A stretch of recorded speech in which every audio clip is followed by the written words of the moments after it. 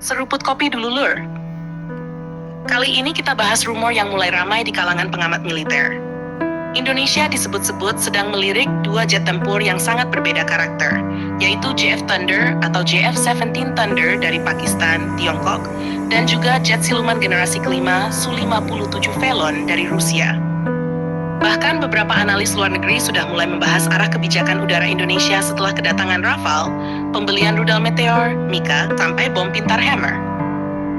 Kalau dilihat dari gambar dan dokumen yang beredar, memang muncul pembahasan terkait pengadaan Mika untuk Rafale Indonesia. Itu menandakan TNI AU sedang membangun fondasi tempur modern berbasis perang udara jarak jauh. Nah, pertanyaannya sekarang, apakah Indonesia benar-benar akan menambah armada dengan JF Thunder dan Su-57? Kalau kita analisis gaya wong ngapa ya lur, kemungkinan itu bukan sekadar isu kosong. Karena Indonesia saat ini memang sedang mencari keseimbangan kekuatan udara di kawasan Asia Tenggara. Apalagi negara sekitar juga terus meningkatkan kekuatan udara mereka. Singapura punya F-35, Australia punya F-35, Malaysia upgrade Sukhoi dan FA-50. Sementara Vietnam juga mulai modernisasi besar-besaran. Nah, sekarang kita bahas JF Thunder dulu.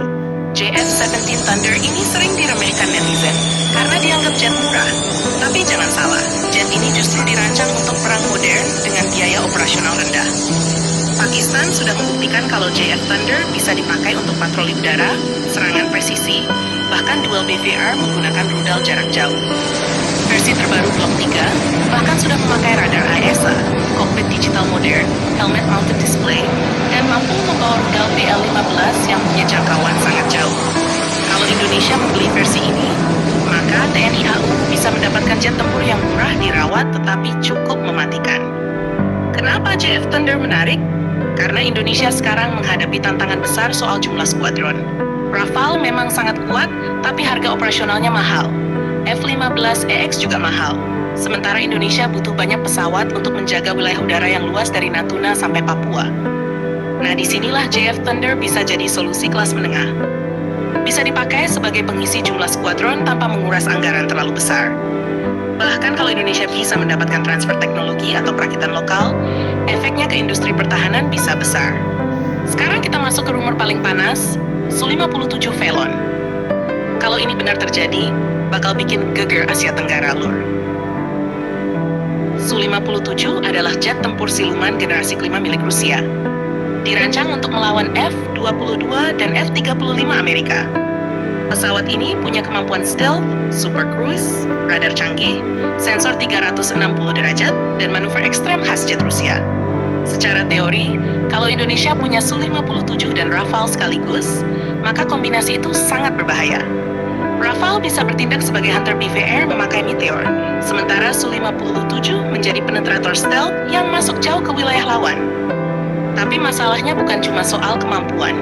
Masalah terbesar ada di politik dan logistik. Indonesia pernah mengalami tekanan caatsa dari Amerika saat ingin membeli Su-35. Nah, kalau sekarang membeli Su-57, tekanannya bisa lebih besar lagi, karena Rusia masih terkena banyak sanksi internasional. Selain itu, Su-57 juga belum diproduksi besar-besaran seperti F-35. Jumlah unit aktif Rusia juga masih terbatas. Jadi kalau Indonesia membeli, kemungkinan waktu tunggu bisa panjang, dan biaya dukungan logistik juga tidak murah. Tetapi dari sisi geopolitik, pembelian Su-57 bisa menjadi pesan bahwa Indonesia tidak mau tergantung pada satu blok saja. Indonesia ingin tetap bebas aktif dan membeli alutsista dari berbagai negara. Sekarang kalau dianalisis secara realistis, menurut saya kemungkinan JF Thunder lebih masuk akal dibanding Su-57 dalam jangka pendek. Kenapa? Karena Indonesia sedang fokus memperkuat jumlah pesawat tempur aktif. Dan JF Thunder bisa menjadi solusi cepat serta lebih murah dibanding membeli jet generasi kelima mahal dalam jumlah kecil. Sedangkan Su-57 mungkin masih sebatas penjajakan, pembicaraan strategis, atau opsi masa depan untuk menjaga hubungan pertahanan dengan Rusia. Apalagi sekarang Indonesia sudah punya Rafale, sedang menunggu kedatangan unit berikutnya.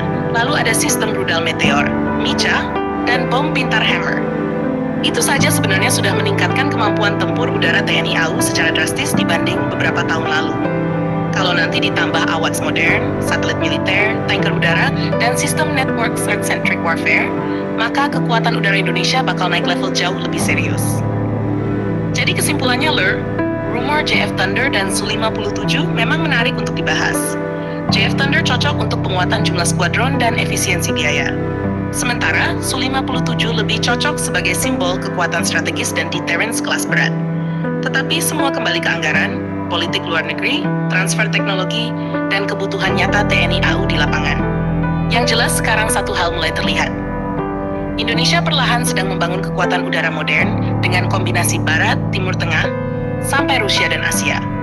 Kalau benar nanti Indonesia punya Rafale, rudal Meteor, Mika Hammer, AWACS modern, lalu ditambah jet stealth generasi kelima, wah, peta kekuatan udara Asia Tenggara bakal berubah total. Jangan lupa subscribe, like, dan komen di bawah sambil ngopi.